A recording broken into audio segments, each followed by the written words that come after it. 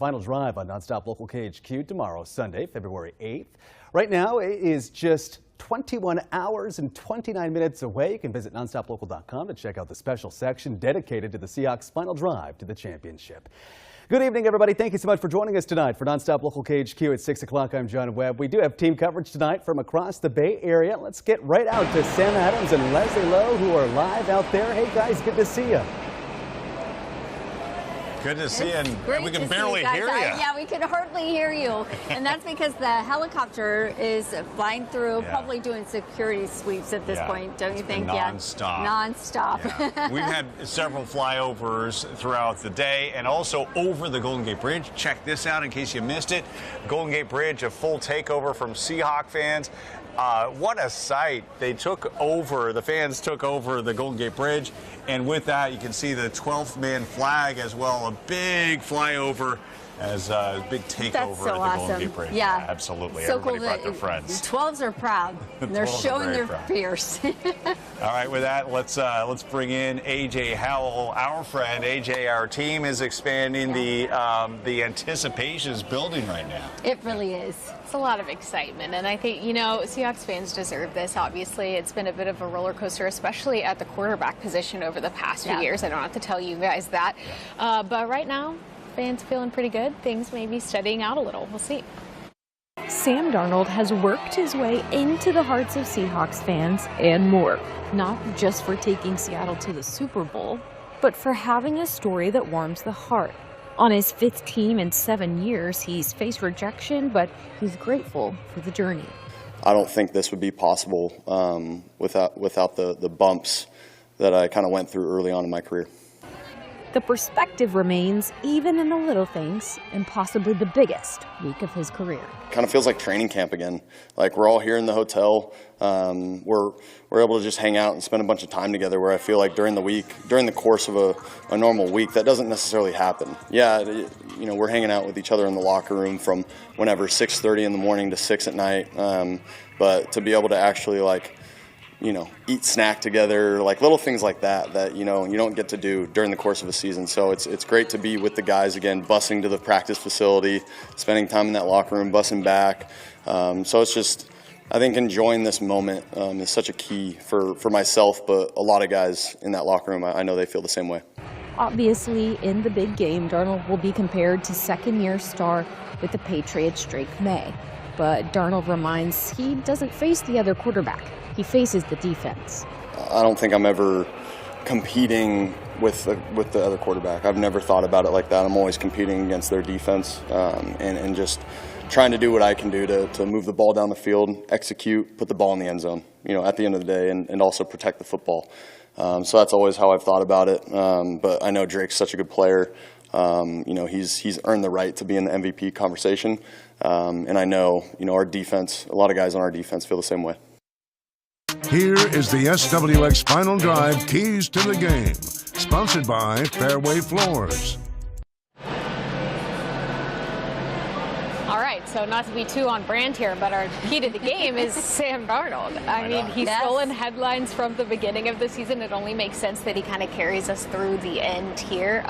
Obviously, he's struggled with interceptions, you know, is high on the list of quarterbacks in the league that, you know, have a lot of turnovers, but he's been able to minimize them lately, and we're hoping that that's what he holds it to. I should say Seahawks fans are hoping that that's what he holds it to, and it would be huge because the margin of error is small and the stakes are high in this one, obviously. But I will say, you know, X's and O's aside, hearing the quarterback, the leader of the team, say that something he likes about this week is the amount of time that he gets to spend with his teammates. I think is just so heartwarming, and I mean, that's just cool to hear that, you know, he gets to hang out with his friends. Yeah, he's with his family, his other family. Yeah, right? Exactly.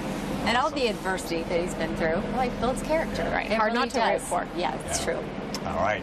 With that, our team coverage continues right now. Thank you, AJ. Let's talk real quick about the coin flip. We want to find out, of course, who's going to win the coin flip. And there's one person who's responsible for that coin flip themselves. He's a local boy here, I believe a local football player. So let's take a listen. Bradley Warren got a chance to talk to him. So the league is really investing right now in this community. The Super Bowl is one day, but they're trying to make a lasting impression. And one way they're doing that is getting kids involved so they can look towards what they can achieve in the future. And one way that is taking place this weekend is by bringing a kid onto the field to flip a coin. It's actually really cool. Dominic Davis is wrapping up his high school career. He plays football and is part of the SPAT program. It's an Oakland-based nonprofit that is designed to create a college-going culture. And this weekend, he has a pretty cool job. Yeah, I get to go to the game. I'm on the field flipping the coins. It's going to be very exciting. So it's definitely a dream come true. Yep, he's going to be on the field with the big dogs. Because I get to be up close to all the players, you know, Stephon Diggs and all them, and I'm just going to be like, wow, these guys are huge in person. So I think you may have guessed it. He's a 49ers fan. And I'm not rooting for the Seahawks. I'm rooting for the Patriots. he might be rooting for the other team, but we're rooting for him. He practiced flipping the coin for us before the big game. Okay, and I even heard the little ting. Yeah. All right. That's how you know you got it, when you hear the ting. Yep. And you catch it, and then you flip it. Do you get to keep the coin when you're done? I hope so. Yes, it was interesting. We were having a conversation, and he told me he just recently chatted with the coach from the University of Idaho and Washington State University. So who knows? He might be coming to our neck of the woods very soon. And, of course, maybe by then he'll be a Seahawks fan. Reporting with your Seattle Seahawks outside of Levi Stadium, I'm Bradley Warren, Nonstop Local. And you know what? We would take him.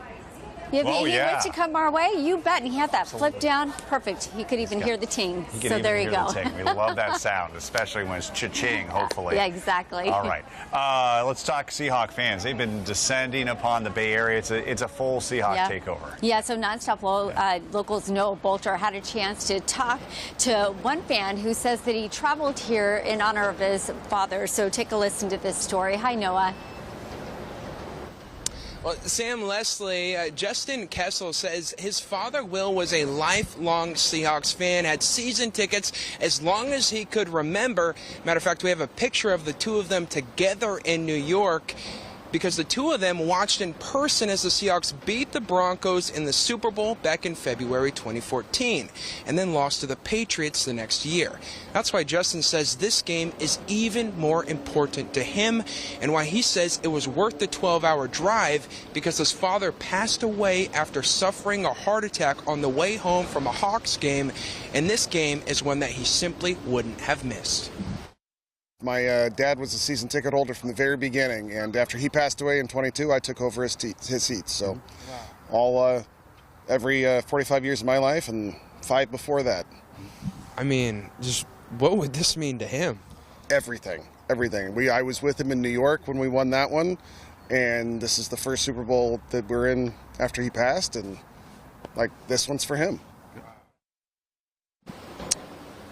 Kessel says this win would perfectly cap off a playoff run through rival teams. Live in San Francisco, Noah Bolter, Nonstop Local. Noah, thank you so much. That was kind of a heart-wrencher right there, but it's so glad that he got to make this trip to honor his dad. Yeah, it's so special, and everybody has their own story why they're here for the Super Bowl. Okay, let's continue our coverage right now with the final drive. We're less than a day away to kick off. Ava Wainhouse, you've been out and about, and you've enjoyed that NFL fan experience. And what's the latest in San Francisco? Yeah, I really got the tough assignment, guys? Didn't we all? We're here for Super Bowl 60. Fan experience has been so much fun. We still have everything going on here behind me. A concert. There's a lot of energy here. They're going until, I believe, 10 o'clock tonight. Now, I've got to say, a lot of fans I've met this week tell me they just came for fan experience, whether they're from Washington or other states, or even just here in San Francisco, and they're not even going to the big game, saying simply those tickets are just too expensive. But I did meet one couple who told me they were willing to pay the price, but how much? Yeah, we were ready for it. We said that no matter what, if we went to the Super Bowl, we would go. So we had been stashing money away in savings. It was very expensive, but totally worth every single penny. Don't regret any of it. Would you tell me how much it was? A ballpark? Let's just say it's north of 20 grand. Oh my gosh. That was my genuine reaction. I went on to say, good for you guys, honestly. If you can afford it, why not? But of course, there's nothing wrong with watching it with a friend at a bar, your family at home. Nothing wrong with that. That's what all of us are wanting to be doing anyways. Those tickets are very expensive. By the way, those guys were from Washington. They were from Maple Valley, so not far from home. From San Francisco, Ava Wainhouse, Nonstop Local, back to you guys. I love it. I don't have 20 grand. I know we're here, but maybe you and I could watch this Super Bowl 60 on one of the big screens in Media Row. Won't cost you 20 grand to do that. It will not. Maybe 20 bucks. For that couple, it will be priceless. Exactly. But they'll get the bill a couple weeks later. Okay, so hey, I've been out and about, kind of enjoying You have. San Francisco. Just trying to get the pulse of the area, and then also remember, I'm from here. I'm from the North Bay, so you can check out all the video and the interactions, things that honestly didn't make the cut. So if you want to check that out, check our YouTube page, check the polls. It's such a friendly, warm city. Yeah. And it's really nice to meet everybody here in the Bay Area. And you are a Bay boy, so this is home for you. And I'm sure it was so much fun for you to be out and about. And it was so much fun, you could tell, for people to meet you and get a chance to chat with you. Especially because they don't know me. And so that I can just be like, oh, cool. You don't know me. Well, guess what? We're going to have some fun. Yeah. So check that out on our polls. Oh, that's so great, Sam. So great. Well, we talked about the warm people here of San Francisco. Yeah. It has been warm here, Leslie. Unbelievable. So nice. And then we're actually seeing trees blooming here. It does not feel like the month of February. It's a little cold right now. We'll talk about that. We'll get a full year forecast, your game day forecast, coming up.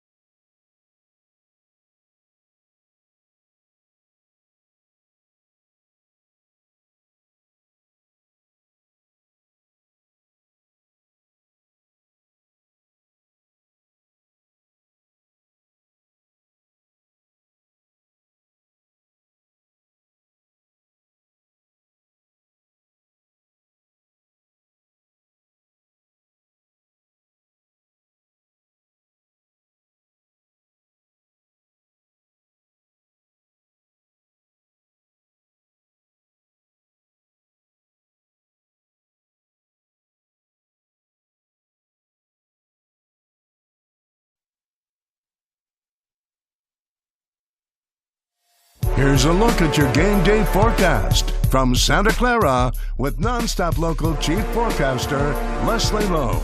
Sponsored by Bill's Heating and AC.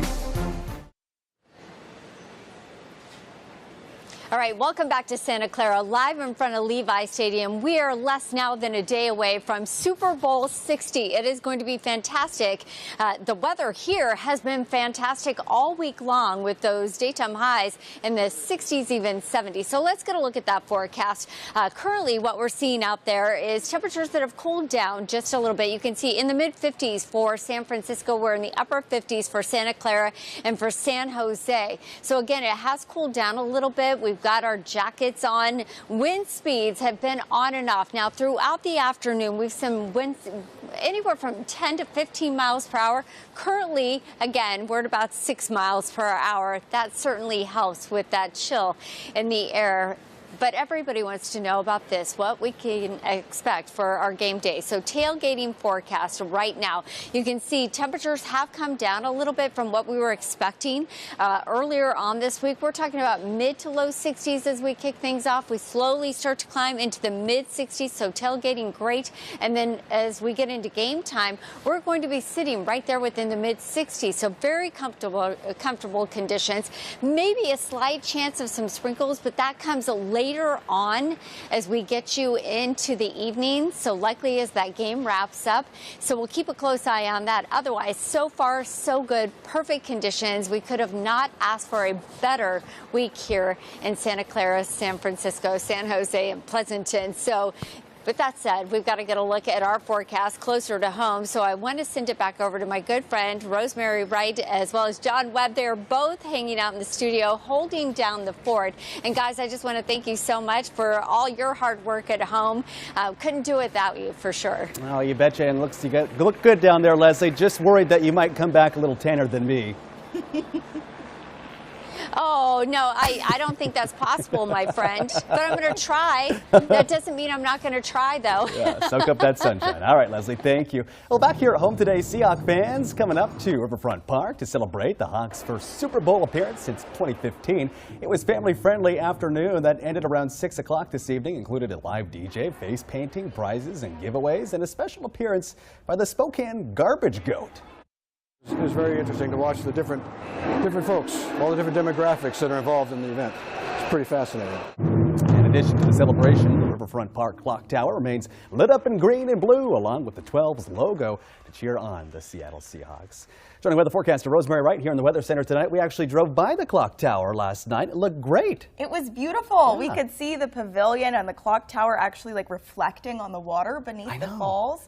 Quite the sight to see. I'm hoping all the blue and green is going to pay off, right? I hope so. Fingers crossed, right? We're in our light blue today to kind of keep that good vibe going in terms of showing out for the Seahawks. But closer to home, we're also talking weather, right? Not only Super Bowl weekend, also a gloomy weekend. Temperatures in the low 40s right now for Yakima and the Tri-Cities, upper 30s for Spokane, fog across the board too. As we look at that satellite radar, you can see eastern Washington and North Idaho did see passing showers today with snow flurries for some of us along the northern border. And we're really getting to that time of year where we can really use all of the rain and snow that we can get. We're at 6% of our normal rainfall for the last 30 days, 1% for areas like Walla Walla right now. Overnight, we're looking for more wet weather passing over eastern Washington and North Idaho. Our winds are set to climb during that time, though, with gusts exceeding 30 miles per hour for the metro area at about midnight tonight before calming down into those early morning hours. Temperatures during this time, 37 degrees are expected low for Spokane, 43 are expected low for the Tri-Cities, 37 on tap for Yakima tonight too. Tomorrow, highs set to reach 44 in Spokane, 47 for Coeur d'Alene, upper 40s for areas like Washtenaw as well as the Tri-Cities. Winds again tomorrow set to be pretty strong, but this time a little further south. Our friends in Idaho County area and even through the LC Valley could have gusts exceeding 40 miles per hour, so certainly something to keep in mind if you have any road travel planned. Wet weather set to last through the weekend. You could see widespread likely showers for eastern Washington and North Idaho Sunday afternoon, and then things kind of calm down as we get into Monday morning. There is some chance of snowfall, but our temperatures will have to cooperate in order for that snow to come to the lowlands. And as you can see, we're sitting warmer than normal for this time of year. Mid-40s across the board for the next 7 days in Spokane, lasting into the holiday Saturday, Valentine's Day. Get your sweetheart Hearts gift ready now. Overnight lows in the 30s and 20s, so teetering on freezing, kind of a big gap between our daytime highs and our overnight lows, which of course is a good recipe for fog. As we turn now to that planning forecast for Yakima and the Tri-Cities, a similar pattern, except there we actually have a few days in the 50s, which is maybe a little more comfortable, but again, we're really hoping for that snow right now. What did you get me for my Valentine's Day present? Rosemary? You'll just have to see, John. I like chocolate. We know you like chocolate. All right, Rosemary, thank you. Coming up next, Noah Schmick will show us how Gonzaga responded after their loss on Wednesday.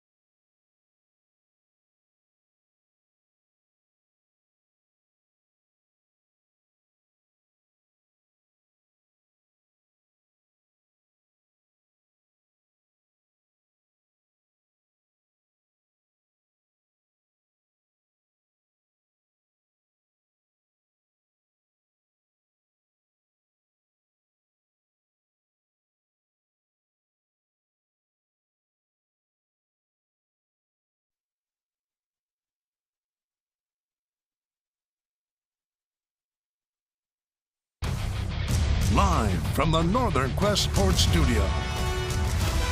This is SWX Nonstop Local Sports.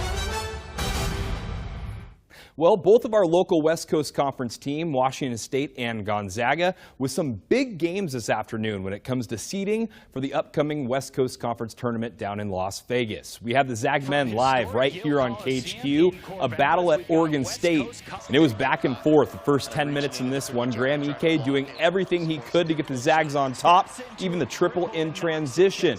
Still tied with over 2 minutes to play. Great find here. Mario St. Superi to Ike floater as the Zags led by 4 at the break. Beavers started doubling Ike, but Tyon Grant Foster gets his own miss and puts it back up and in for 2 points. And then the Zag defense turned defense into offense, I should say. Steal by Ike, Braden Smith the lob, TGF the flush as GU had the momentum from that point forward. Zags pull away in the final 10 minutes for a 20-point win over the Beavers. Graham Ike ties his career high with 35 points. Over to Pullman, where the Washington State men were facing Santa Clara, and the Cougs and Broncos scored a combined 98 points before halftime. Ace Glass drills the triple, but the Cougs at the end here were caught napping. Right as time expired, it tied up 49-49 49 going into halftime. But we'll take it to the last 10 seconds. Glass gets it to Ndie Okafor, cuts the lead to 4 points. But only 8 seconds left on the clock as the Broncos hold on for the 96-92 win. And then coming up next, Washington State will be going to Gonzaga. That is a late 8 o'clock tip on Tuesday night. You can watch it on ESPN2. Taking a look at the conference standings on the men's side, Santa Clara has that half game up on the Zags, so they currently hold the top spot. The Cougars are now tied for 6th place with Oregon State behind San Francisco and Pacific. The Gonzaga women, they held their annual Paint the Kennel Pink game this afternoon as the Bulldogs hosted the Pacific Tigers in the Kennel, and they got off to a hot start. The freshman Jaden Hale gets the inbounds pass here, off on the first, but cleans up her miss and puts it back up and in. She had 15 points tonight. Then it was the Meade kid, Taryn Gardner, off on her first shot as well, but the Zags had 24 second chance points. It was a 19-point GU lead at halftime.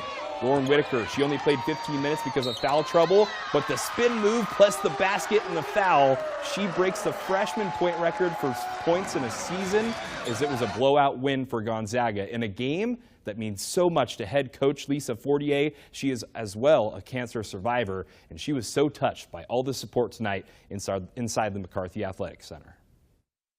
I feel like in a place like Spokane, it matters to be a part of the community. And I've talked about it in a lot of different ways for a lot of different things, but it matters to be a part of a cancer community in a city like this with people who come to our games and care about us. And so, I don't know why I would ever want to do something in a place where people didn't respond that way. To love each other well and to show up for each other when they need it. And so I just have a lot of gratitude. And taking a look at the conference standings, Oregon State lost to Portland today, so now the Zag women, they are all alone on the top spot of the league standings. They will be on the road on Thursday, taking on San Diego for their next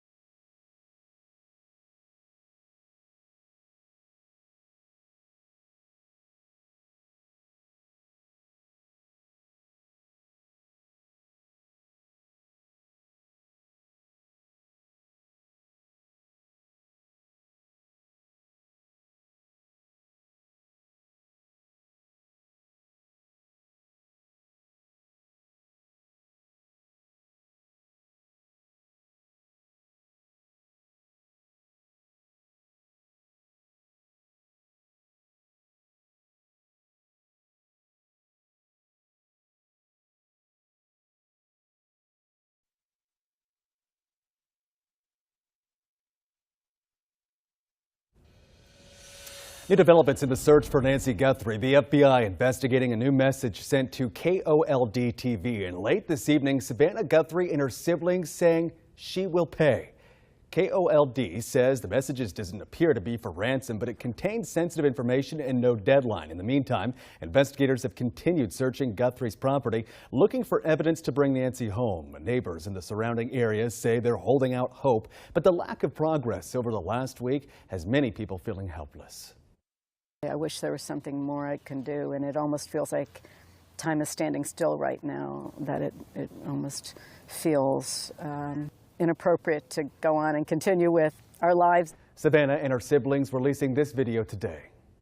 We received your message and we understand. We beg you now to return our mother to us so that we can celebrate with her. This is the only way we will have peace. This is very valuable to us, and we will pay. There is a $50,000 reward for information leading to Nancy's safe return. Taking a quick break here on Nonstop Local KHQ at 6. Still a lot more to come tonight. An early morning shooting prompting police to reach out to the community for information. We have details on that. Plus, charges related to 2023 shooting at the Gorge are being transferred from civilian court to military court. Why prosecutors handed the case over. They're kind of bummed out, dysphoric about it. And a little later on, loss in life can be tough no matter the cause. Nonstop Local's J.R. Cottingham spoke with a psychologist about post-Super Bowl blues. That's still